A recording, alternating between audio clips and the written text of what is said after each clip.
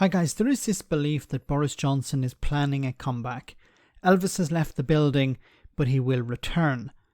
Now, while his sycophants both inside and outside Parliament certainly think and hope the former Prime Minister will be put back into number 10, I think those slim chances were dealt a body blow last week when the current Prime Minister Rishi Sunak sealed the deal on the Northern Ireland Protocol.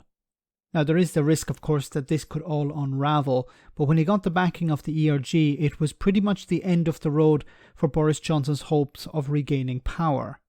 So is Boris gone? Well, not quite, as the Secretary of State for Northern Ireland, Chris Heaton-Harris, told Andrew Castle on Sunday.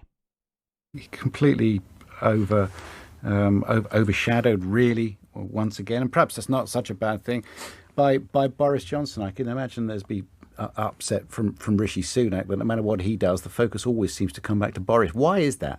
Because Boris is one of the biggest characters I think we've had in British politics for a very long time. If you're a Labour politician, you want to see the back of Boris as best you can, because without a shadow of a doubt, him campaigning for Rishi at the next general election garners more votes in places where Labour need to win them. And I think he wants to replace him, not campaign for him. No, I generally don't think he does. And you don't think he wants to get back into power as Prime Minister and have another crack at this whole thing, Cincinnatus, Boris Johnson? I think he wants to make sure that he comes through privileges as he should do, properly unscathed, because I do believe he's innocent. I do believe that will be the case. You still maintain that? Yeah. I think in this country, you're innocent until you're proven guilty.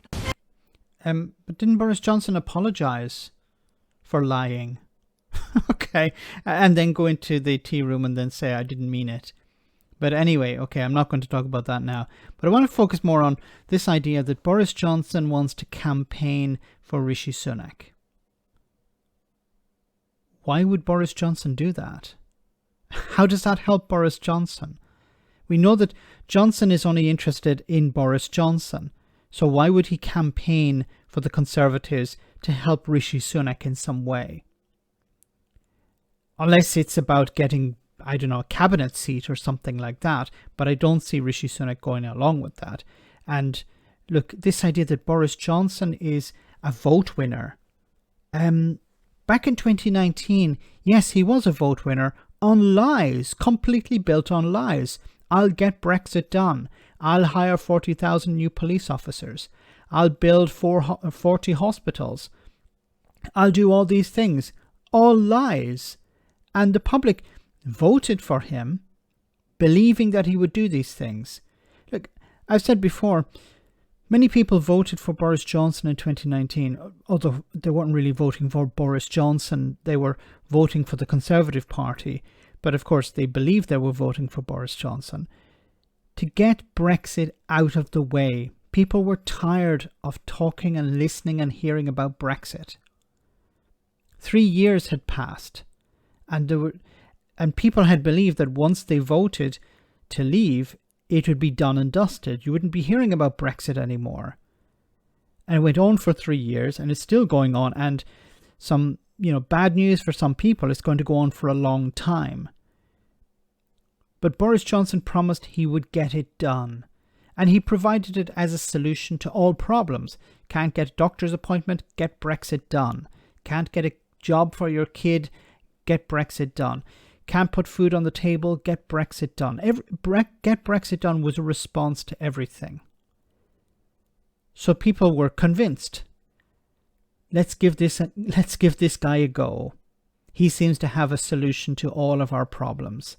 And his solution is always the same: get Brexit done. He's not going to help Tory MPs win seats. Now, of course, there are some sycophants who will believe that he'll help them, but I don't think Boris Johnson has the mojo of 2019 anymore. He's been exposed. He should go away. He's making a lot of money doing tours and giving speeches.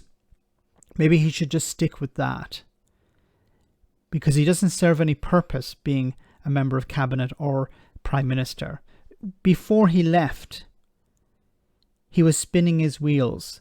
He was asked by Martin Lewis, the money-saving expert, please sit down with Rishi Sunak and Liz Truss and work out some sort of deal to help people during the cost of living crisis. And he refused.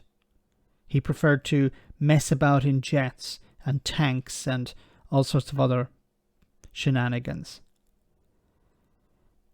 Boris Johnson is a terrible politician, a terrible Prime Minister, and he should be nowhere near number 10 again.